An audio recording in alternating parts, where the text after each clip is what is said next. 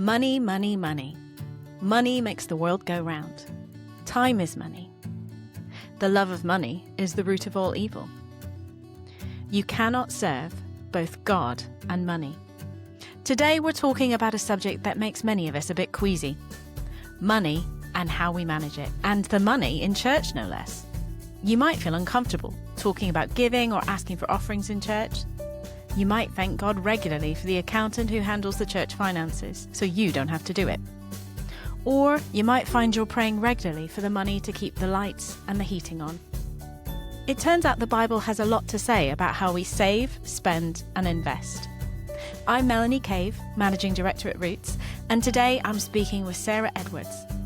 Sarah is Executive Director of the Just Money Movement, an ecumenical education and campaigning charity which has a vision of a world where money is used to shape a greener, fairer future for all.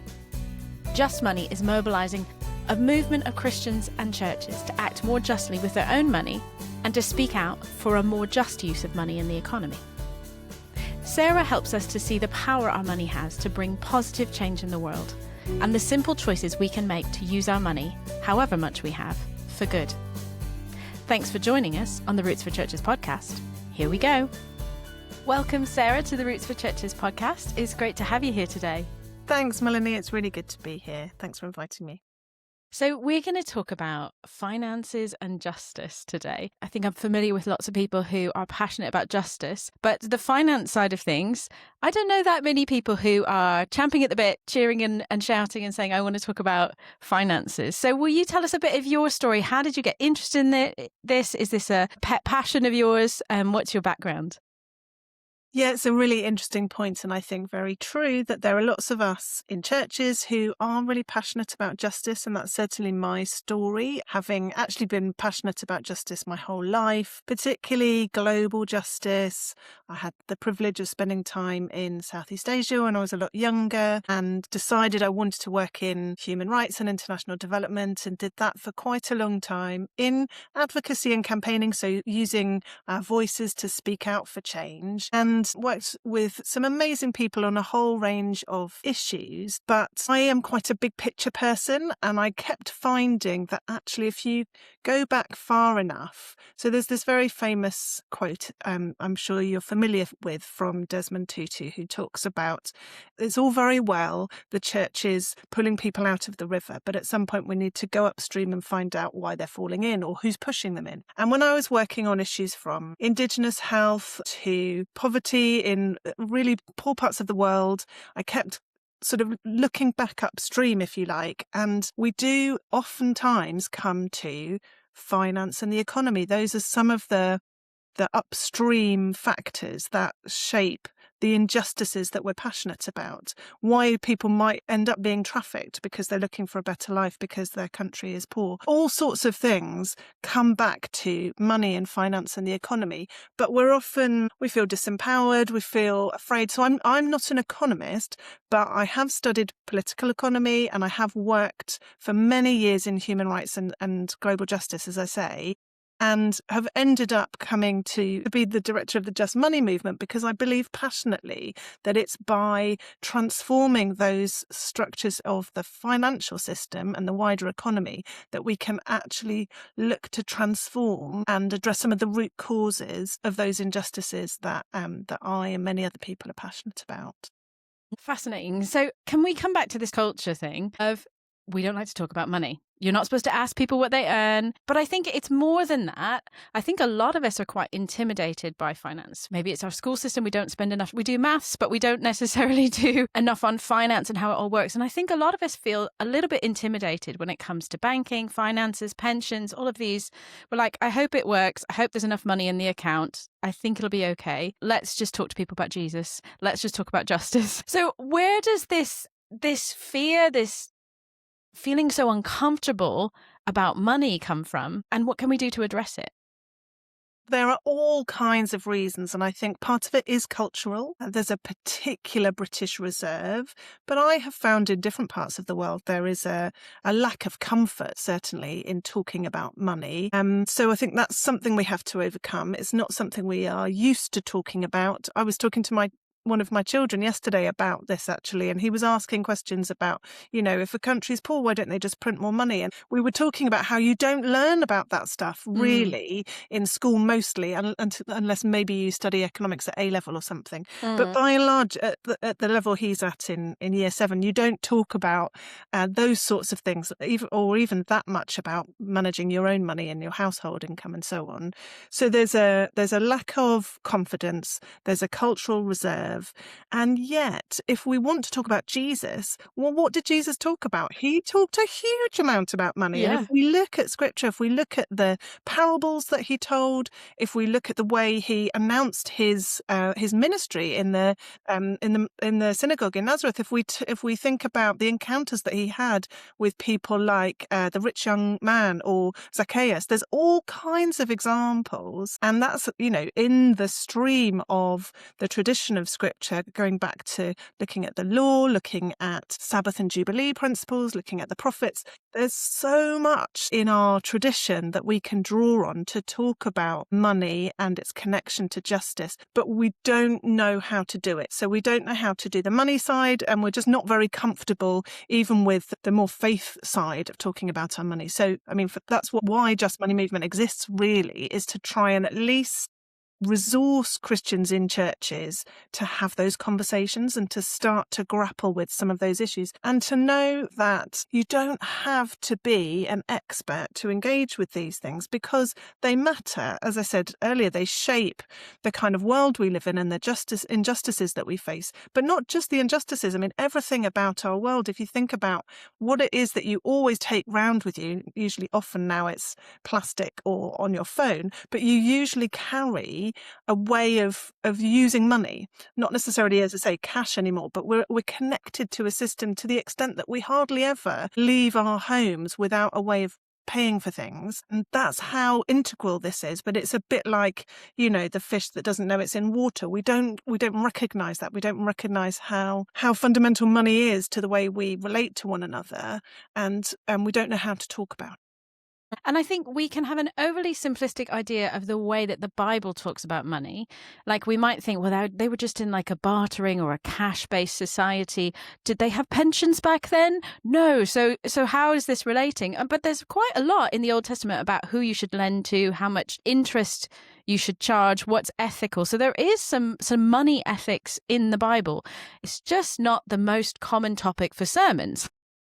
That's right. It really isn't. Yeah, and there's lots that you can look at, and I think what a lot of the resources that we provide for churches and individuals as well is helping unpack some of that. So probably looking more at biblical principles for thinking about money. As you say, there's an awful lot of detail in there, a lot of which won't be necessarily that relevant to the way that we organise our 21st century British society. But if we look at even things, the theme throughout Scripture that ultimately everything belongs to God, well, that includes all of our money, not just the money that we give, the money that we might give in church or to charity, but actually the rest of it, the money in our bank account, the money that we might be putting in a pension plan, if we're privileged enough to be able to invest a bit of money, or our churches may have investments, the money that we spend and how that connects us to all sorts of companies and businesses, both locally and globally.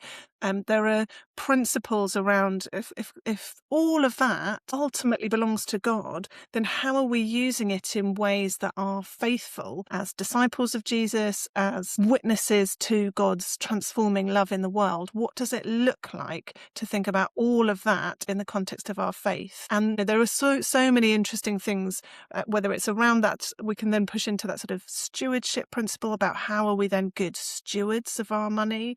But we can also think about, well, there are clearly problems with the way that money is in the world.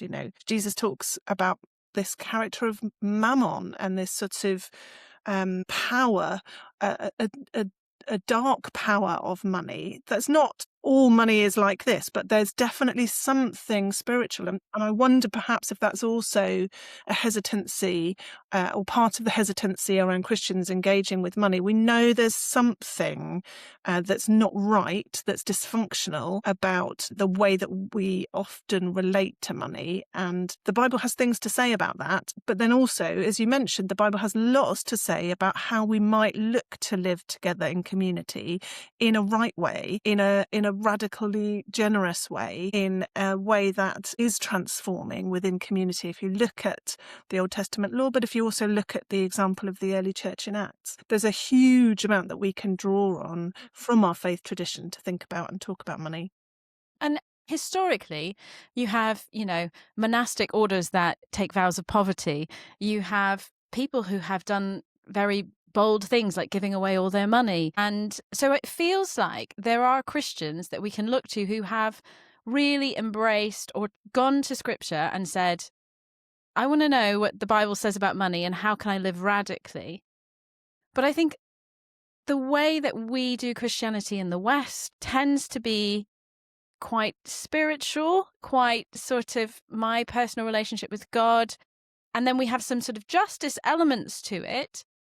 But it does feel like money is this sort of hived away in the background. We'll just keep that going. It ticks along and we don't address it. So what can church leaders do to normalize healthy, justice-focused discussions about finance?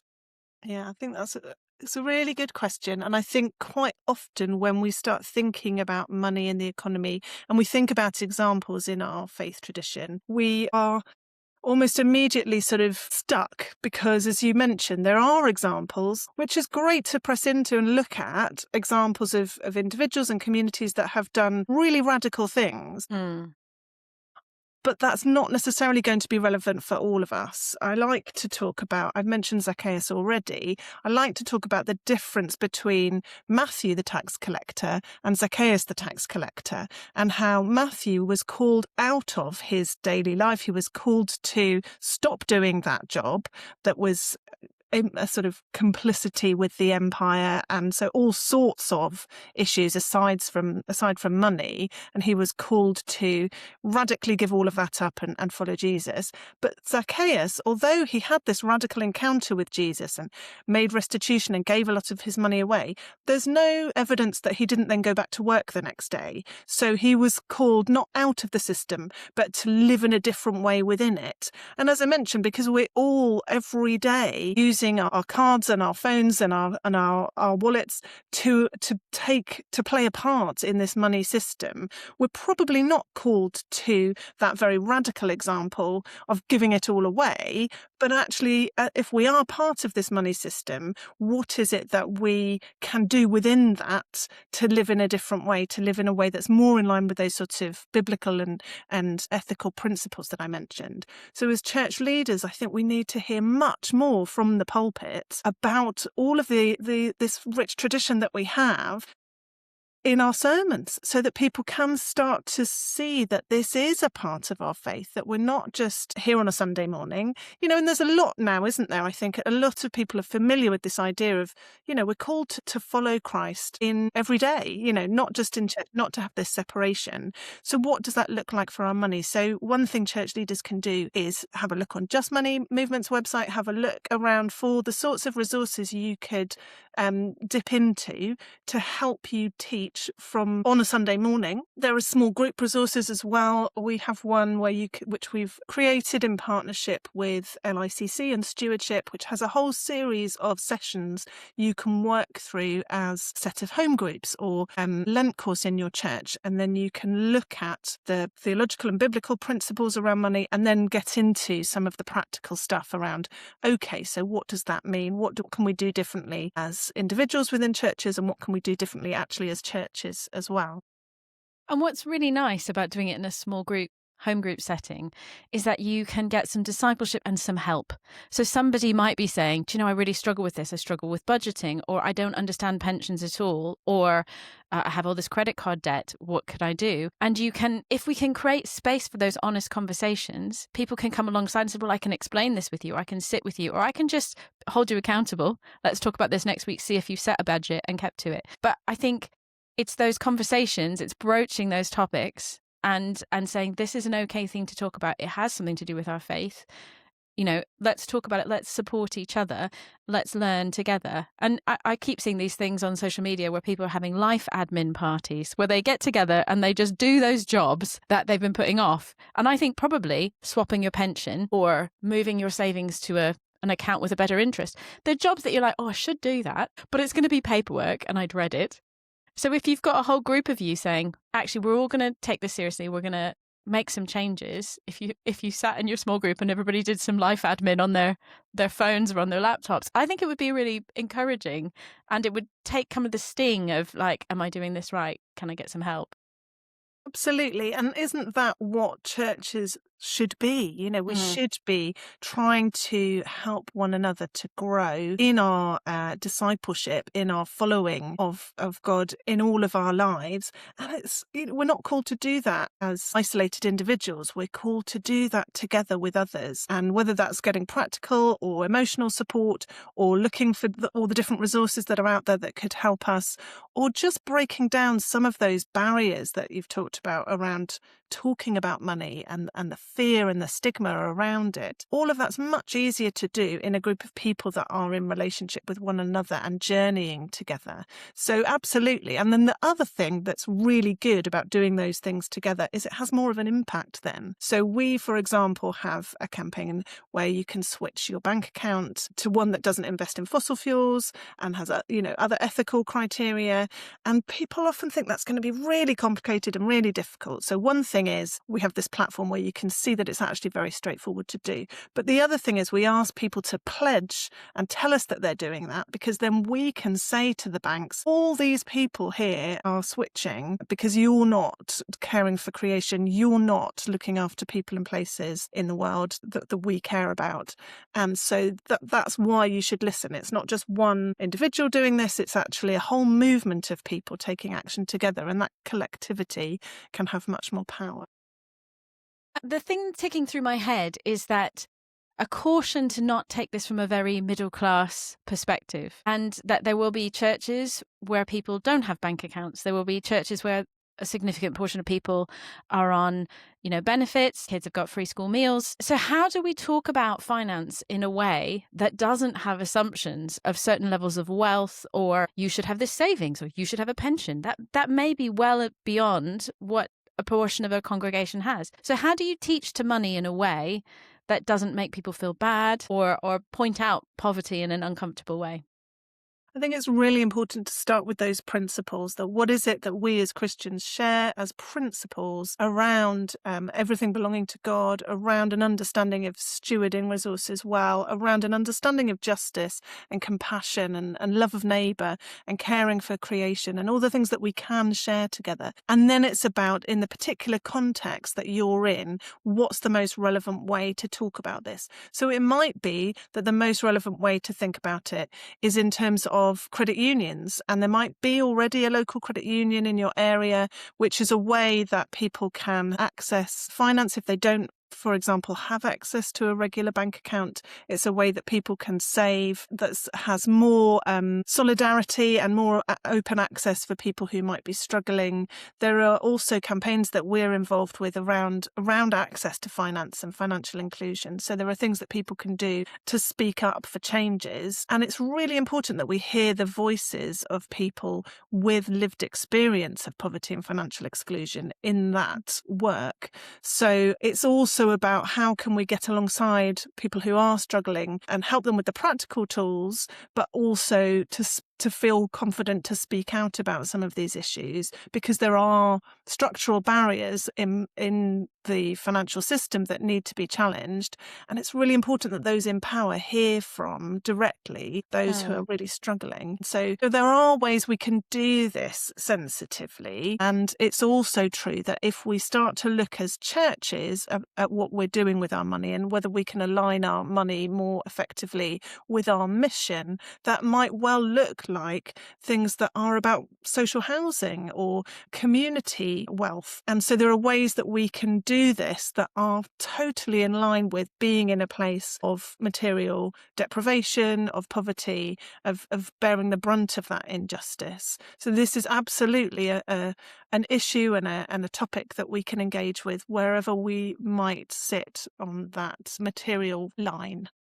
And I do just think there is a place for advocacy and support, like filling in paperwork and forms, whether it's job seekers, whether it's get benefit claims when things getting repaid, all sorts of back and forth. Those forms are daunting. They're difficult. They're difficult for people who have multiple degrees to fill in. If you feel intimidated by that much writing, it's just hard. And there's shame and all of that going on as well, of like, I shouldn't be in this situation, or I should have managed my money better.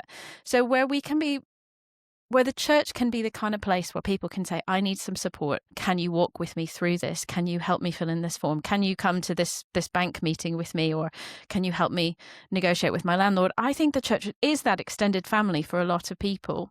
And we need to have some of those skills, or people in our congregations who can step in and help people. And I know that there have been money courses that people run. I know CAP do debt counselling and that kind of support.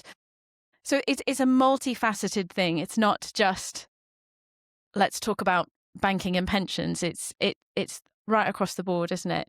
That's right. And I think we work alongside lots of other organisations, including Christians Against Poverty, CAP, as you've mentioned, and many others, Trussell and others, that are really looking to help people who are really struggling. And that side of things is really important. The side that Just Money emphasises is more about the just use of the resources that we might have as individuals and churches. And as you've said, there are people who might be struggling with some of this stuff from a financial literacy point of view, who are not necessarily the demographic who are accessing debt advice centres or food banks, but nevertheless could really do with a group of people to journey alongside in starting to grapple with some of this stuff for themselves in their personal lives, and also to find out about what their church is doing with their banking arrangements, with their procurement, with their buying policy. So if churches are existing in communities and have, contracts with local providers for cleaning, or, have spaces that different businesses or community organisations are using, all sorts of ways in which we can think about our impact on the local economy as well, that could have transformative effects if you spend your money down the road rather than necessarily going to the big supermarket. I mean, there are all sorts of debates to be had about that, and we won't necessarily all agree on that, but let's start to have some of those conversations and think about the huge impact that we can have beyond just that sort of, beyond that Sunday morning, I suppose. So as you said, money touches almost every area of society. And that can almost make it intimidating to approach this topic. So if you're a church leader thinking, right, we've done a bit of preaching, I'm not going to shy away from talking about money in church, I'm not going to shy away from asking people to give money to church, but also let's the church get our finances in order. As a church leader, where would you start? Where would you put your board of elders, your PCC, and say, this is where we want to look at to make our church money more ethical?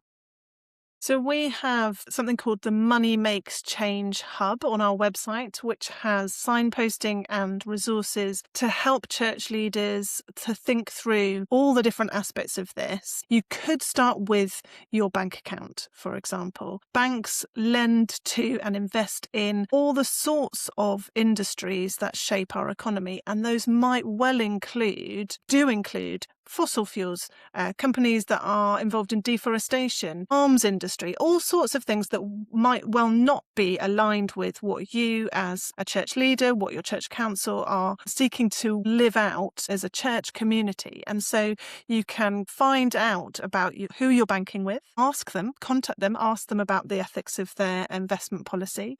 We have lots of resources. We have a greener, fairer banking guide for churches specifically that sets out exactly the sorts of things to be looking for and the kind of purpose-driven banks that are out there that do provide the sorts of bank accounts that you might be looking for as a church. We also have we're in partnership with the youth and student group Just Love, and we've started a campaign called Bank Well, which is specifically aimed at walking through this process of switching your bank account for churches. So there are hopefully quite easy to use, easy to access resources on banking. If you are an independent church, or if you're part of a bigger denomination, what does that mean about any money that you might have invested, or money that's the pension of your staff? What can you find out about that? Again, the Money Makes Change Hub has resources to help you to navigate that and find out the information, because sometimes we might not know what the options are available to us. A pension fund might have an ethical option, but you've never even heard of it or explored it. You might find out that your diocese has a particular policy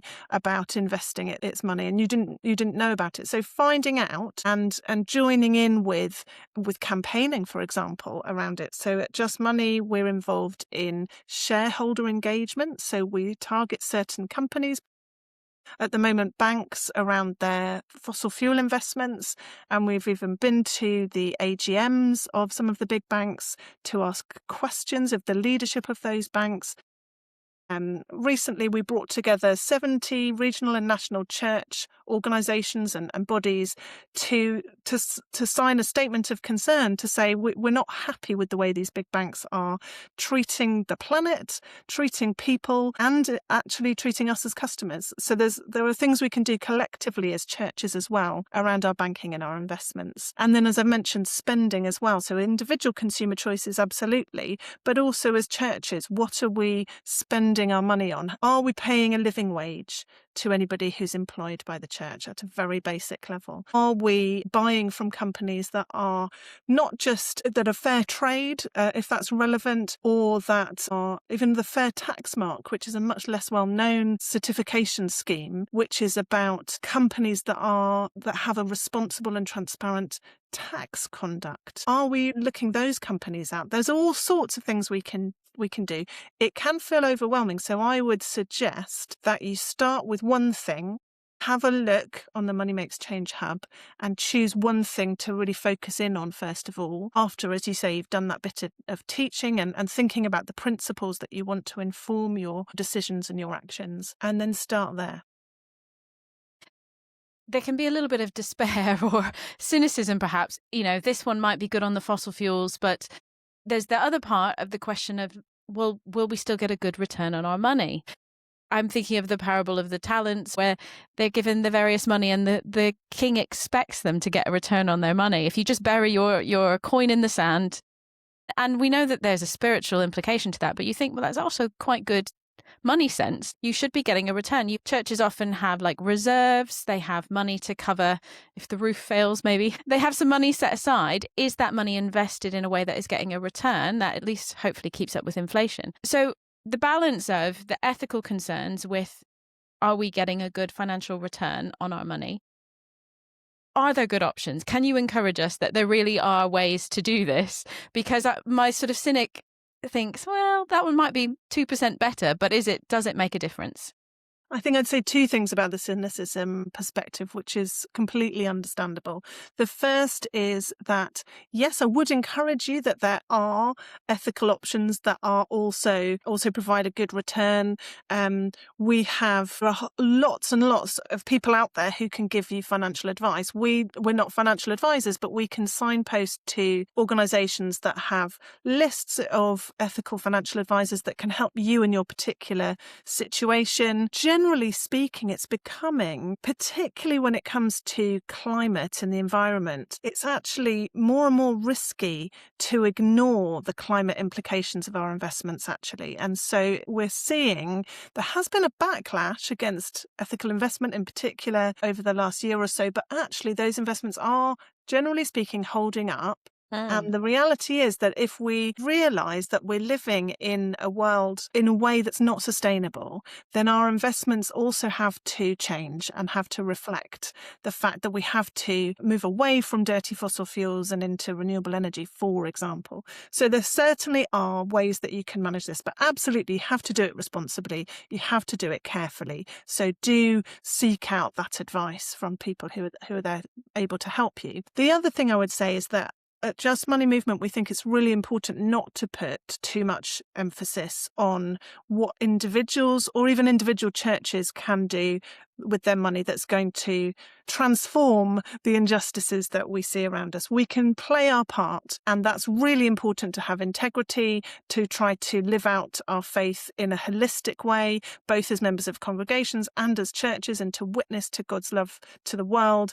But it's also really important, this aspect of campaigning and speaking up. This is where this comes in, and that's something that people can do regardless of their financial situation as well, because we've got to get these banks and companies and institutions to change. We've got to get government to change its policies, and that's ultimately how things will be transformed at a bigger level. And the other thing, of course, that we can do as churches and Christians is to pray. And so we can always all do that. And we, again, have resources for you to pray into the detail of some of the things around finance and the economy that, again, can feel quite an odd thing to pray about, but really, really important that we do, because, as we've said, there is a spiritual dimension to this as well. That's really interesting. So many churches might feel like they are under financial pressure, like that people aren't giving. What does it look like to make these ethical changes even on a tiny budget? What would you say to people who are like, we're really counting the pennies here? Is this still for me? I think the place to start is going back to those principles as Christians that we think are important about money, and that will help us to not just, so for church leaders, one of the things we've found, and we've worked with other organisations and with stewardship officers in churches to say, actually, if you teach this stuff about the principles, the fundamental issue around the fact that money belongs ultimately to God, that everything we're entrusted with is a gift from God.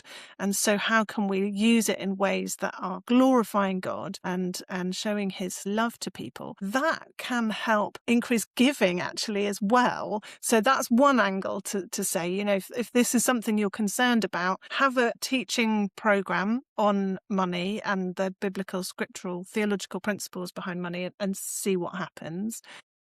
Start small, as I say. We had someone a couple of years ago did this exercise with us where she went through her bank statement and just sort of traffic light coloured everything. Red was for things, oh my goodness, this is, really bad. Obviously, this is subjective, self-defining.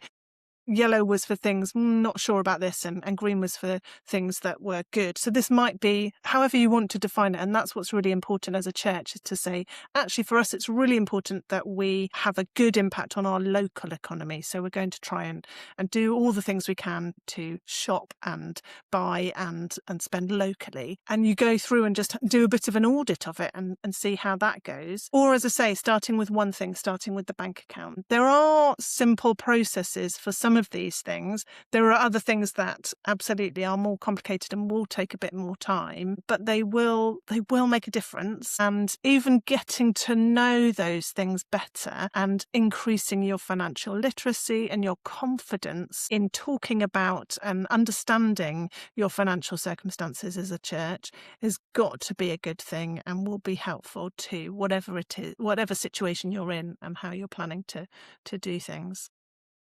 I do think there's something about the authenticity or the integrity of being able to talk about finances honestly. So as a church saying, this is where our money is. Here's like a pie graph. This goes on wages. It goes on the building.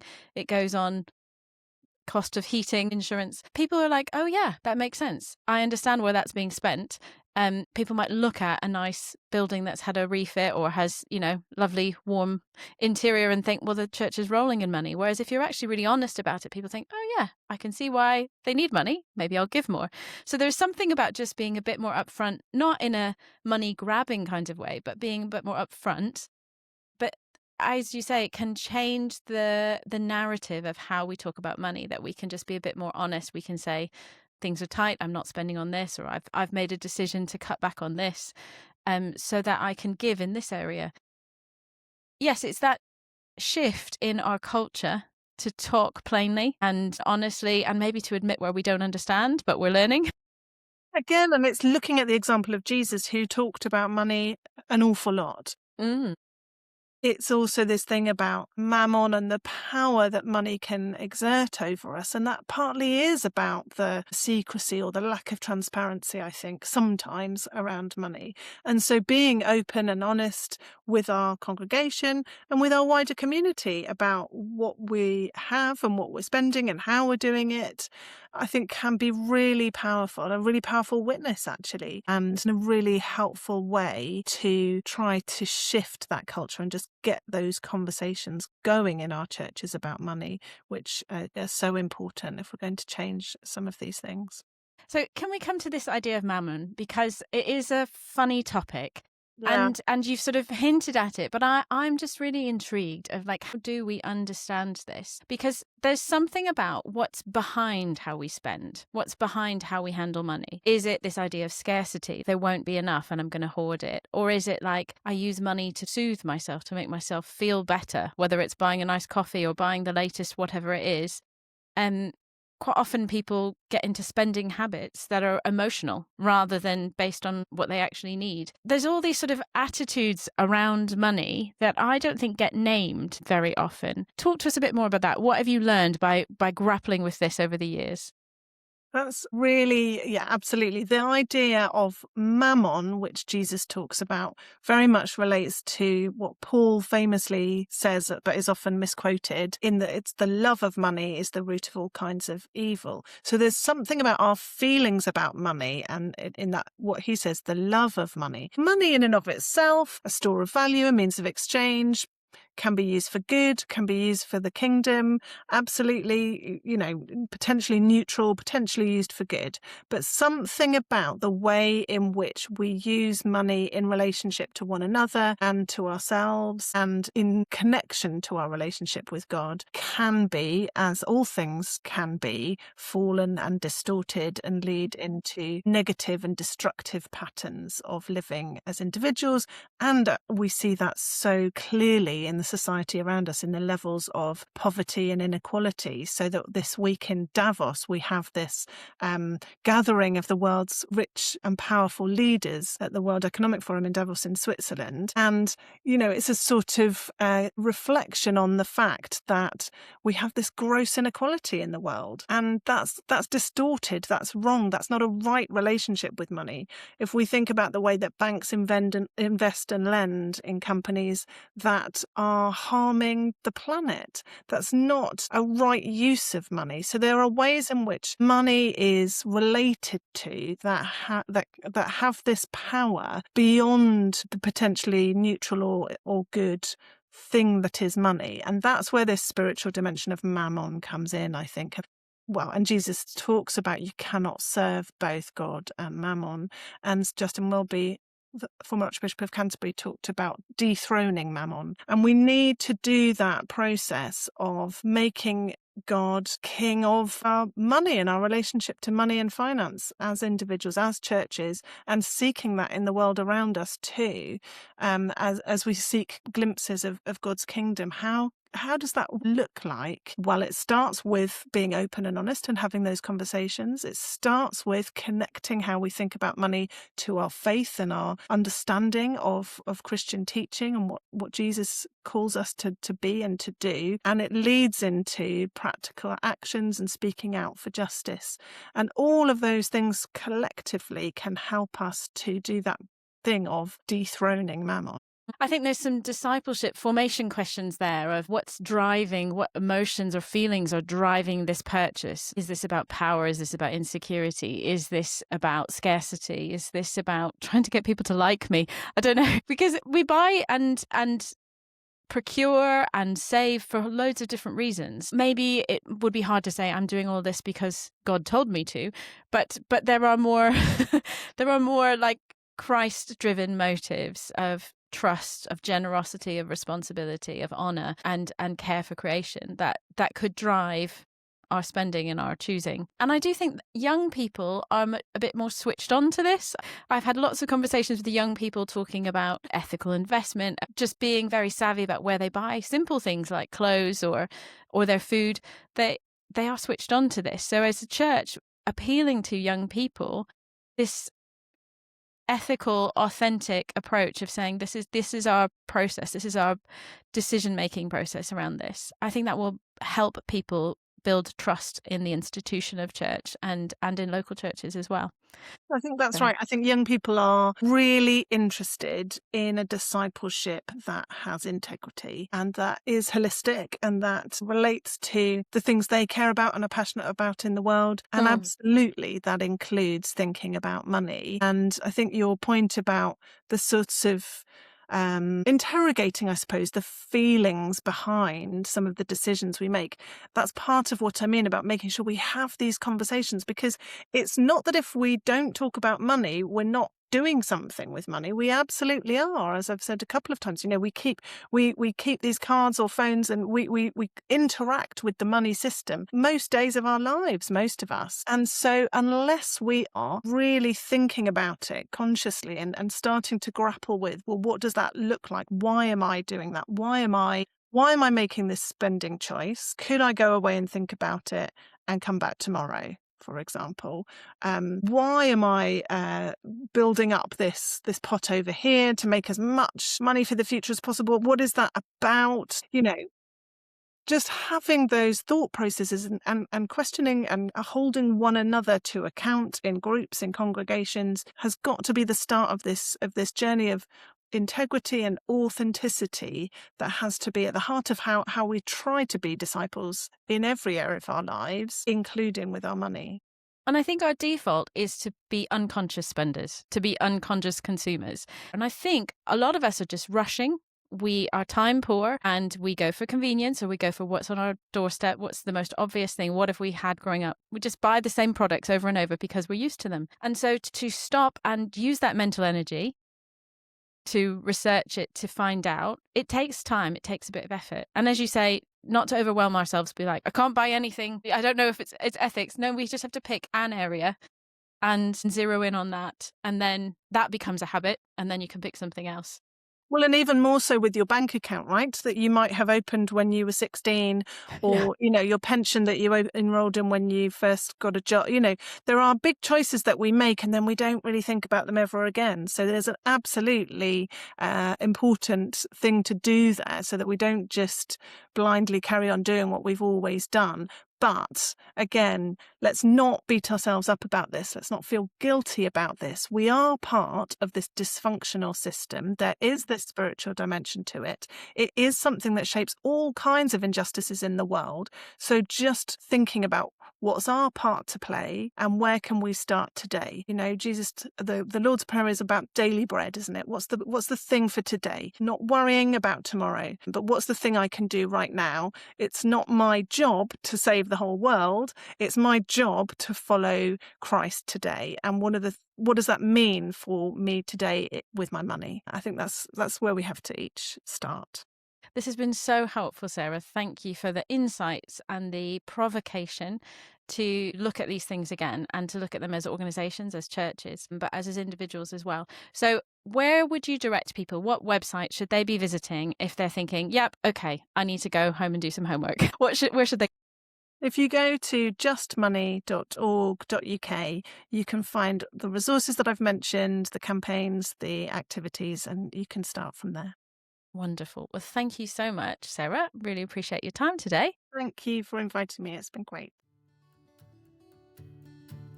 You can read an article from Sarah on the Roots website, or follow the links in the show notes to all the websites and campaigns Sarah mentioned.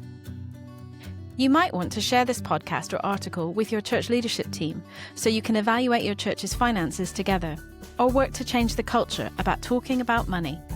A great investment you can make is to subscribe to Roots. We are one of the best value resources available, covering preaching, worship, children, youth, and discipleship, all in one simple annual subscription. To save even more money, take out a group subscription with others in your church, local area, circuit, benefice, or diocese. It will save you time as well as money. Roots exists to help you lead great church that's growing, relevant, engaging, authentic, and together. We provide weekly resources to support preaching, worship leading, intergenerational ministry, Bible study, outreach, and children's and youth sessions to over 11,000 subscribers. Our content follows the Revised Common Lectionary's pattern of reading through Scripture over 3 years, offering common worship variations for the Church of England when the readings differ. Head to rootsforchurches.com to take a free trial and explore our wealth of resource. You can explore digital subscription or add-on our stunning full-colour magazines that help you prepare and share offline. If you enjoyed this podcast, please subscribe and share with leaders in your church and network, and leave a review as that helps others find it. Together, we can grow.